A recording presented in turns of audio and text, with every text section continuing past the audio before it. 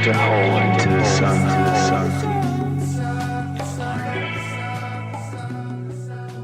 Hello everyone, and welcome to If I Had a Pod, the only Oasis podcast hosted by an American teenager that's way too young to talk about Oasis, but he does it anyway.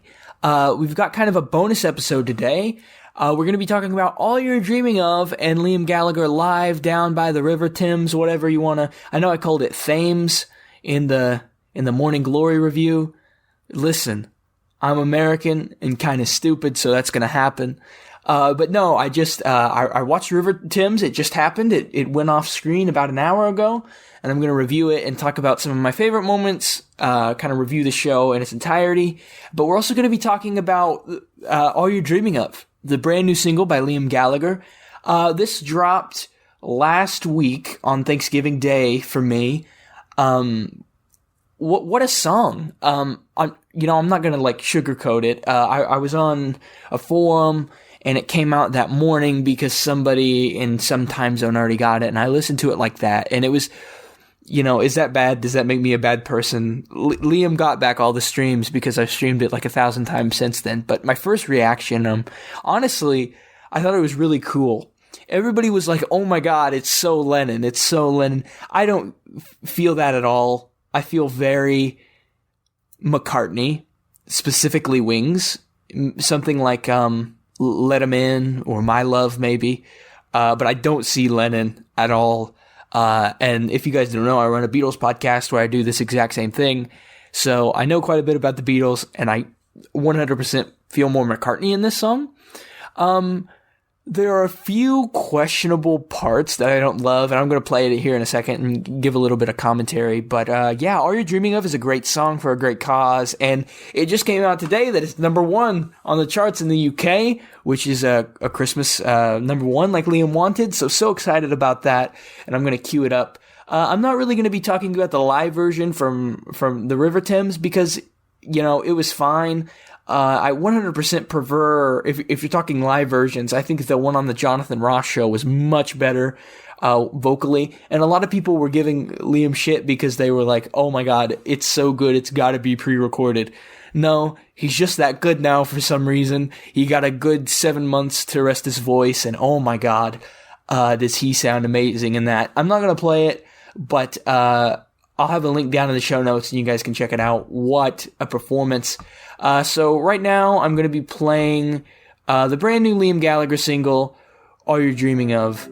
Can I just say this intro, I love it so much. It reminds me of Charlie Chaplin for some reason. Maybe not that old Charlie Chaplin, maybe more 50s. But I love that. And I wish there was more of that in the song. Kind of the warped trumpets. I really like that aspect. And I almost feel it is a 4-minute song, but I feel like the intro could be longer. With a field of stars, so keep the dark. He sounds so. This is a Liam voice that I don't think we've heard yet.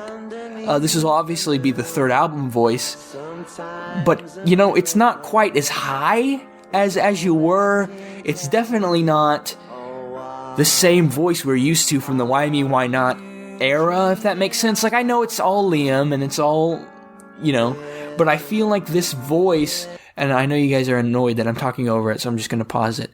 I feel like this voice is a new register that Liam's never really had before, where he's kind of becoming 90s Liam mixed in with Why Me, Why Not Liam to form this perfect healed throat rock and roll star, and it sounds amazing, and vocally this is probably one of my favorite Liam eras. You can say As You Were is amazing all you want, I don't disagree, but I don't know, I feel like this third album, which I strongly doubt this will be a track off of it, but I don't know, I feel like this may be vocally his best era.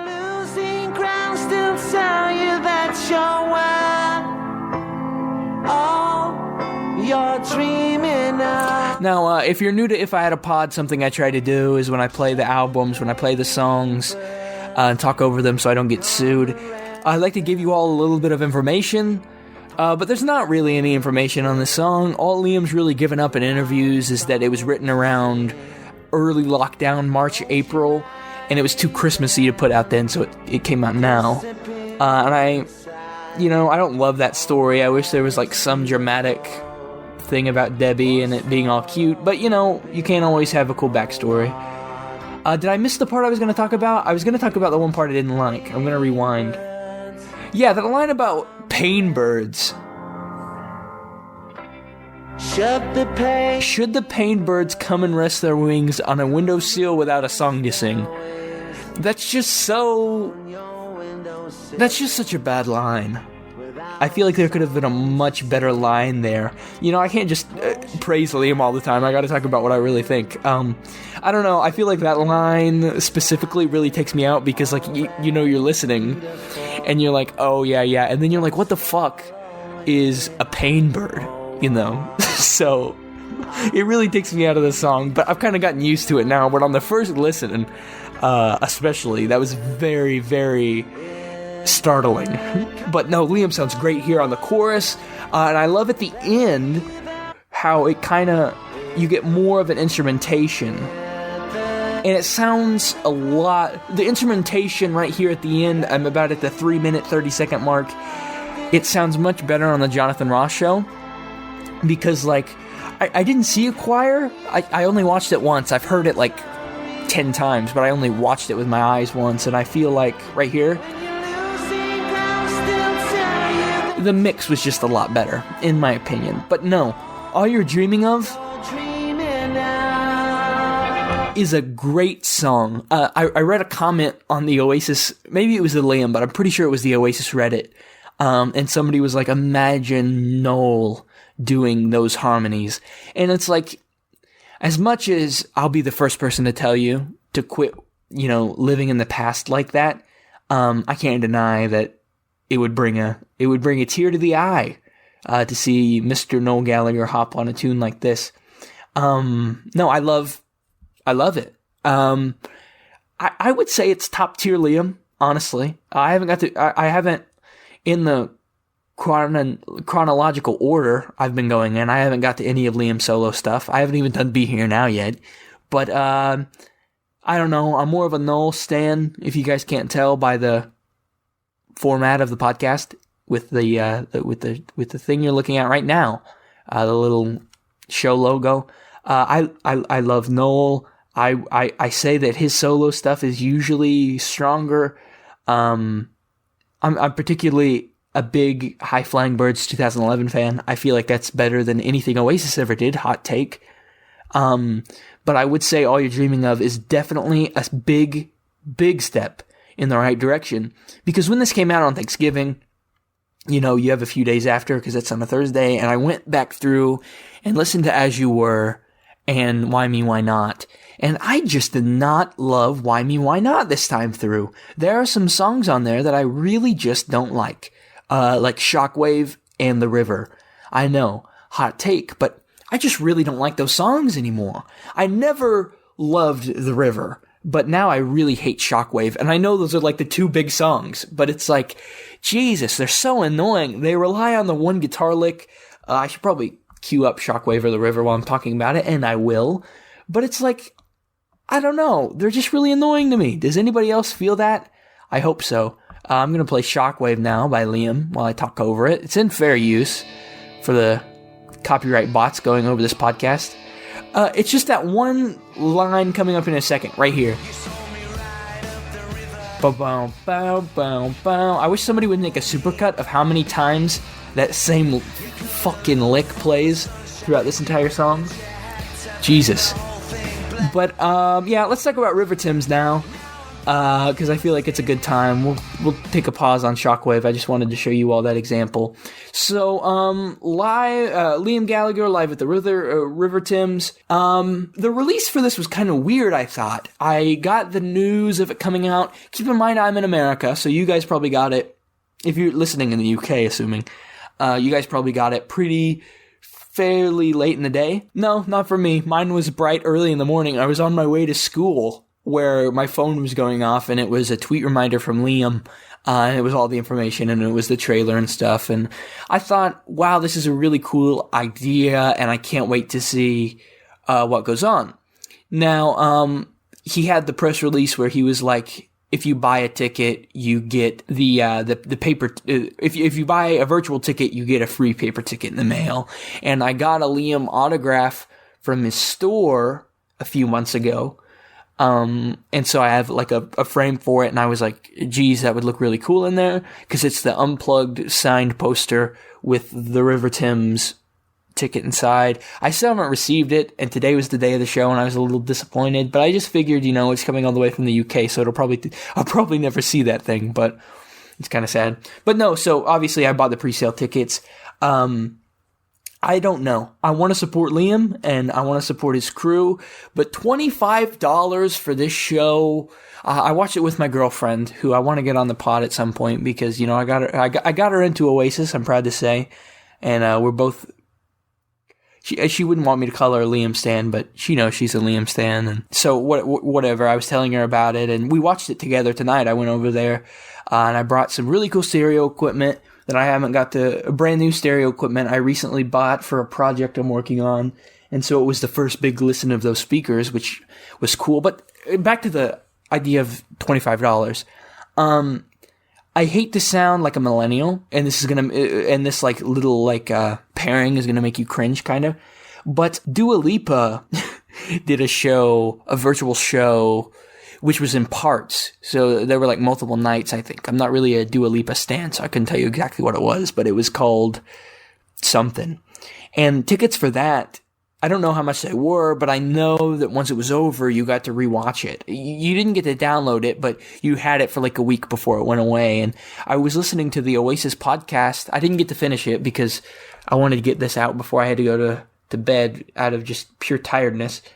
And one of their main gripes, the link for that episode is down below. It's a really cool review, what I had to hear. I only have like 10 minutes left of it, but they were like, the biggest problem is, people like us were out here trying to review it, and we only got to watch it once, so we're having to go off of our first reactions. So yeah, I didn't really love that. I think $25 is a little steep, especially because we're going to be buying the DVD when it comes out, because there's no way, and they better not let this rot in a vault, because this was too beautiful, quality-wise, cinematography-wise, to just leave sitting there. So as much as I hope they put it out on Blu-ray, I don't see it happening.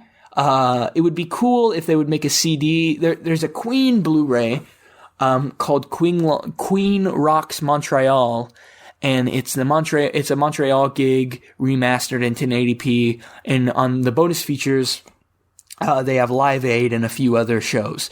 And I feel like it would be cool if Liam would gather this show, River Thames, MTV Unplugged, and then maybe just like a random Radio X gig or something, and put out a big Blu-ray of these live performances.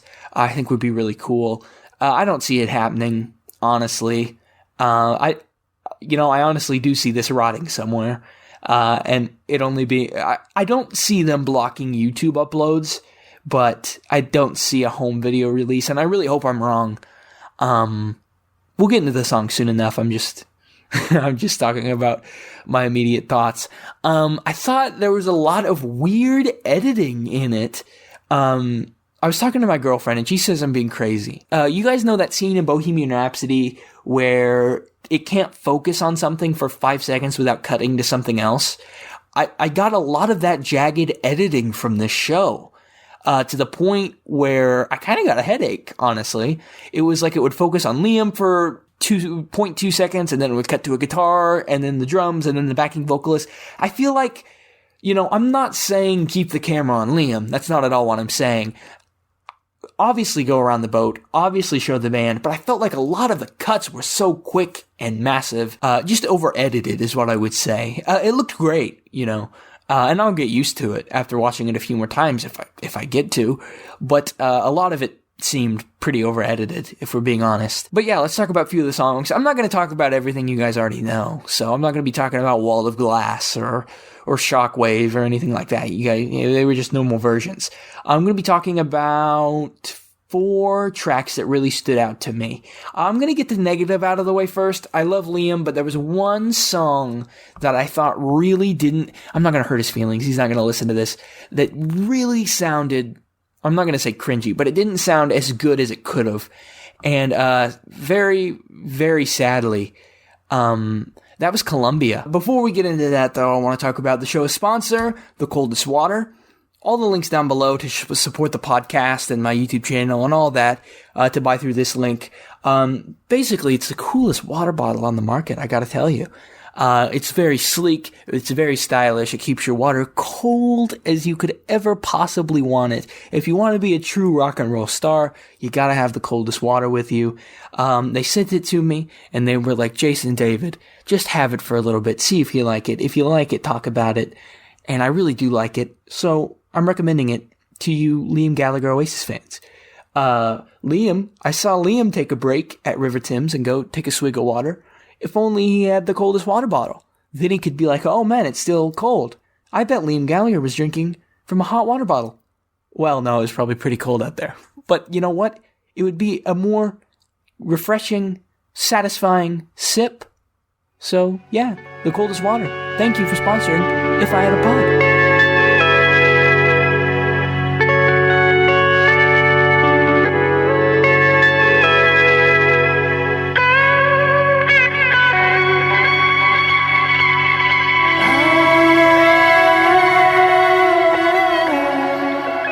You guys know that usually when I talk about songs, I play them.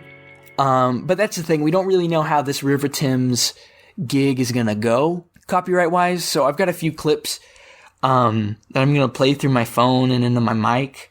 And hopefully I don't get in too much trouble. But, you know, I bought a ticket for admission. So that'll be my defense in court. I want to talk about the negatives first. I'm not going to play a lot because, you know, this is already enough to make me worry about getting sued.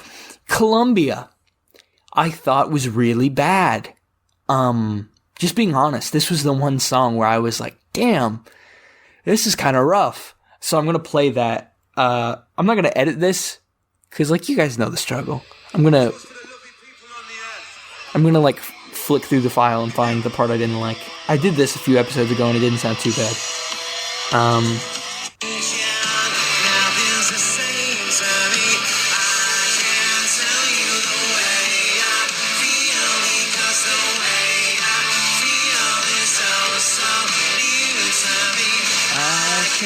Tell you the way I feel because the way I feel is so new to me. Okay, so yeah, that's just not how the song goes. I mean, I don't want to sound like I'm trashing Liam. I'm not. The show was great. Just that song specifically was like, ugh. And it was just the chorus. I thought everything else was fine. But I'm going to play the original version in the background since I can't play the River Thames live version. The melody of Columbia, I'm going to get a little music theory on you guys. The melody of Columbia is, and it's coming up right here in just a second. Oh, no, it's not. I'm stupid. It's coming up right here.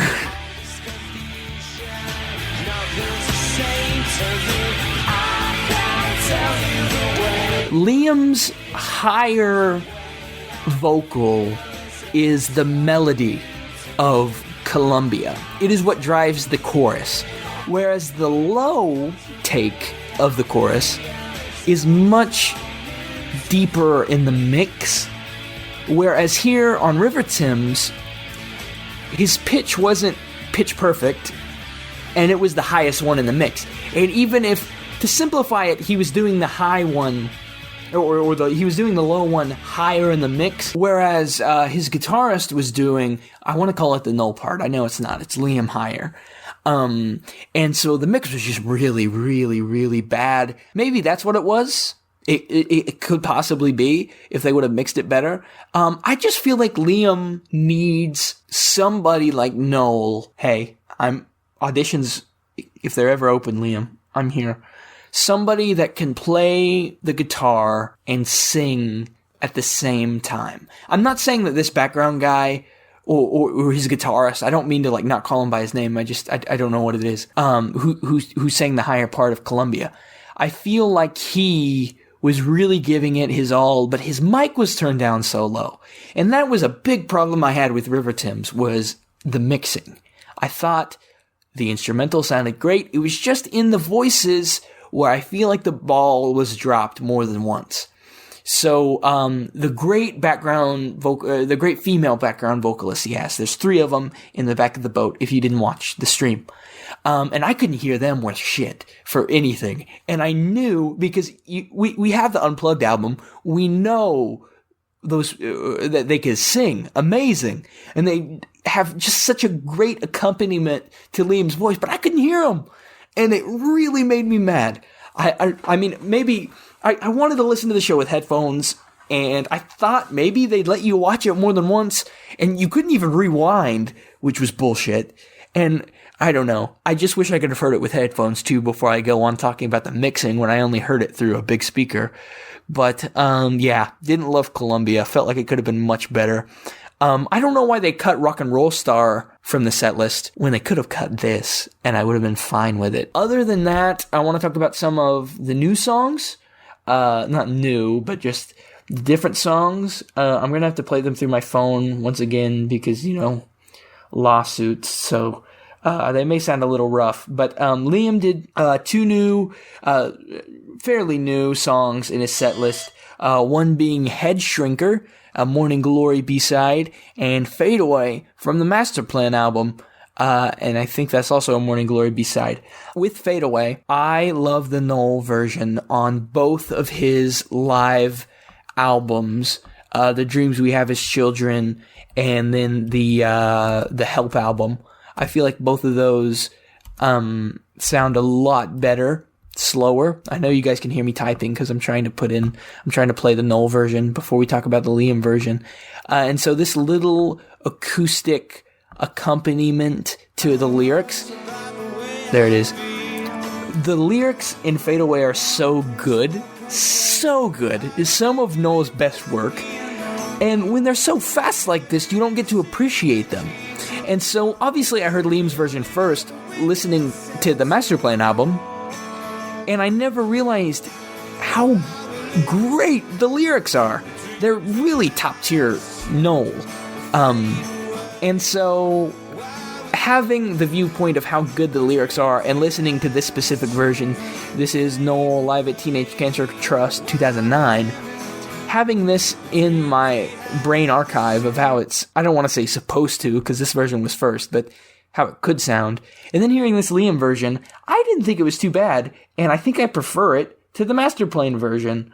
But that's just me. I'll play you guys a little sample. Again, I'm sorry I couldn't have the high quality files, but I don't want to get killed. So this is Fade Away.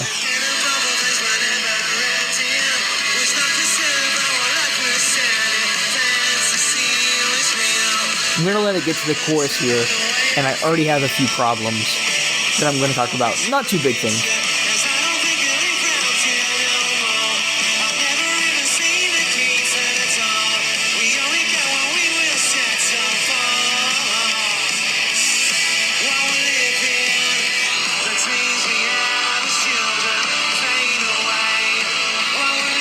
So, Liam said on Twitter that he wanted to make Thames a rock gig, and he did that. I just feel like everybody, when they do a Liam impression, is like, it's either, and I'm not shitting on Liam. I love Liam.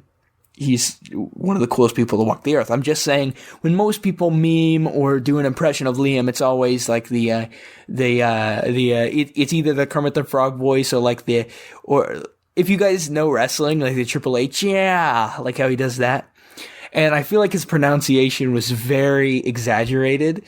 So I don't remember the part that I just played, but it was like, wow, we live in, yeah. And I hate that. I'm just going to chuck it up to it being live. But other than that, I thought the version was great. No big complaints besides I wish he wouldn't do that. If you know what I mean.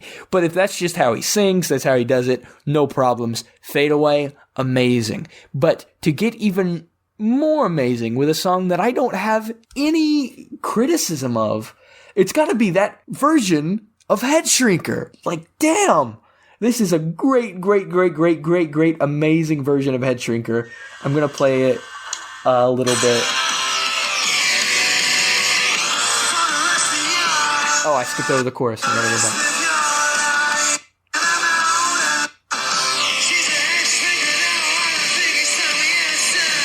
Sound.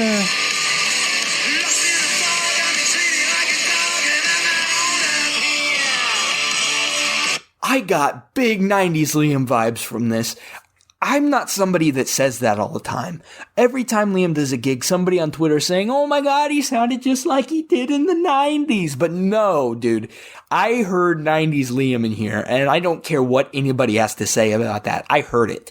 Not only in the inflection, he didn't overpronunciate, and then like it just had like that Morning Glory 95 like live where, I'm just gonna say the cocaine vocals, where he started to pronounce his words like, out of here, with the here, but it wasn't as loud or as overdoing it, where it was just kind of natural, and I felt like that pronunciation of I don't know why I'm talking about the pronunciation of the fucking words when we're talking about music.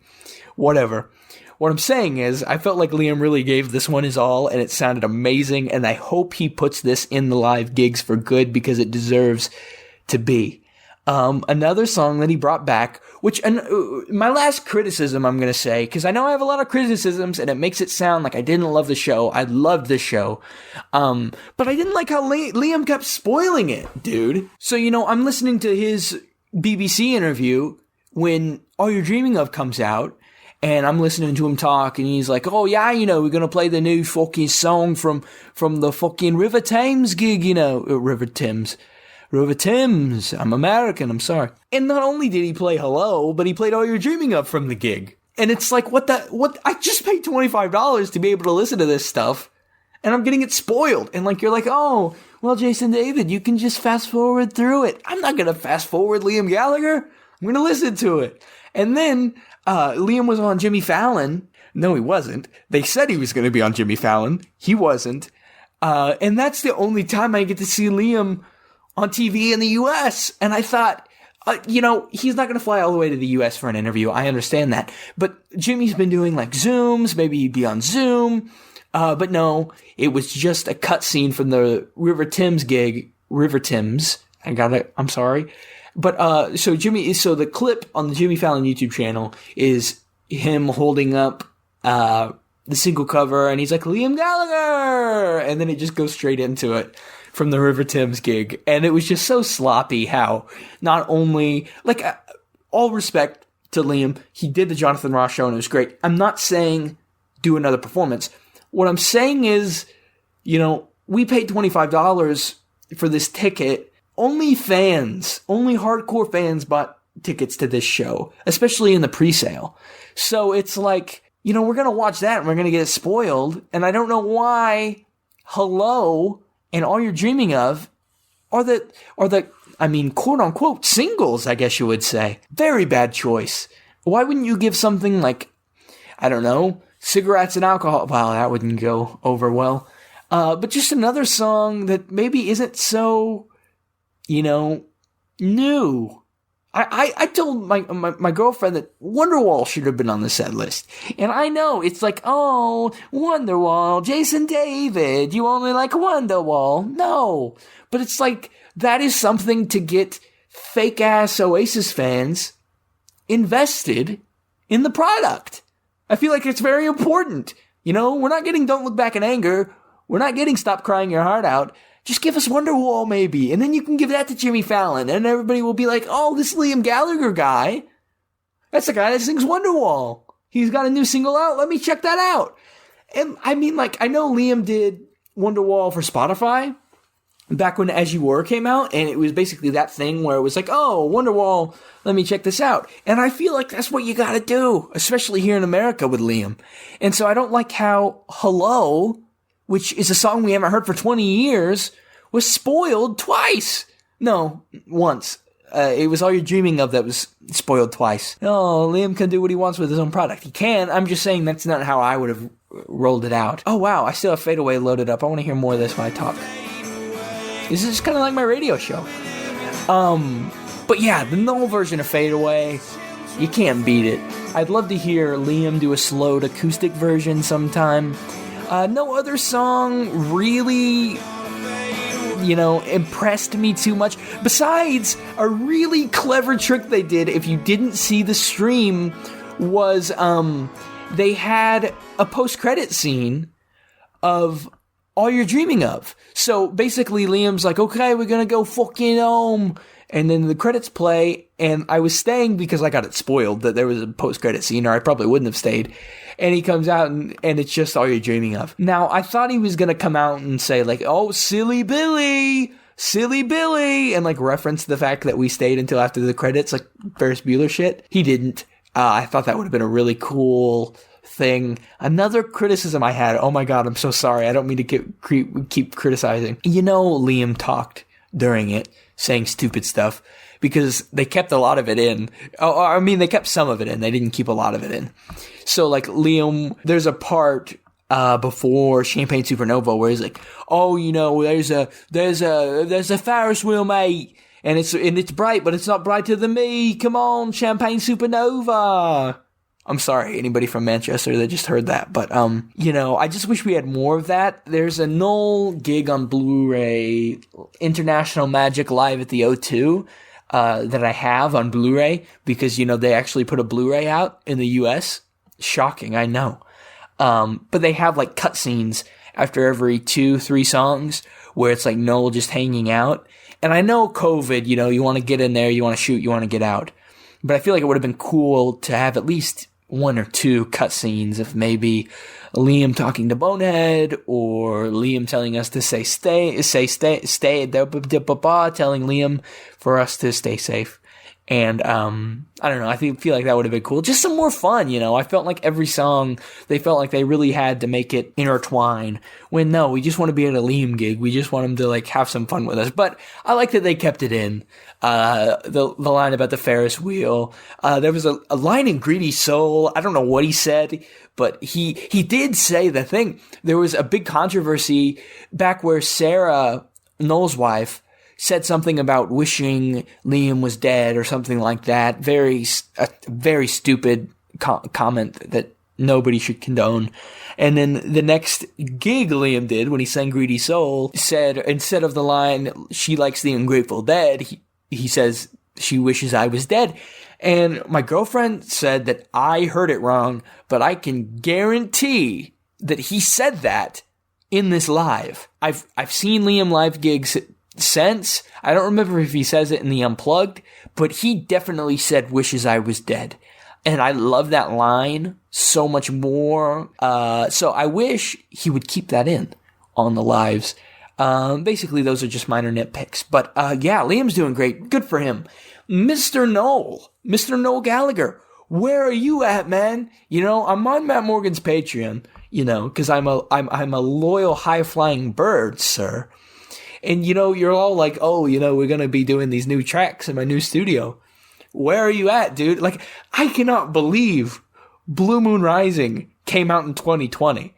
I was looking at the iTunes the other day, and I was like, oh my god, no way. Because it feels like ages ago. Because I was still in my my junior year.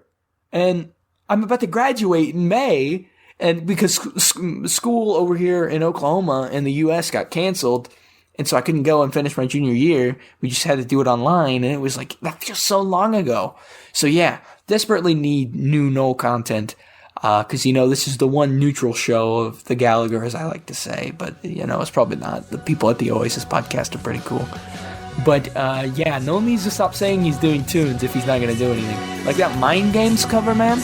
Where in the hell is that at?